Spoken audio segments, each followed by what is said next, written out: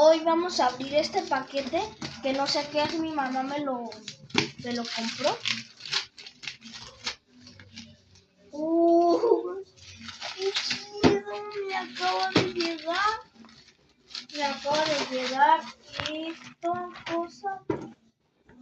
esta cosa que es para jugar y tiene con unas canchas.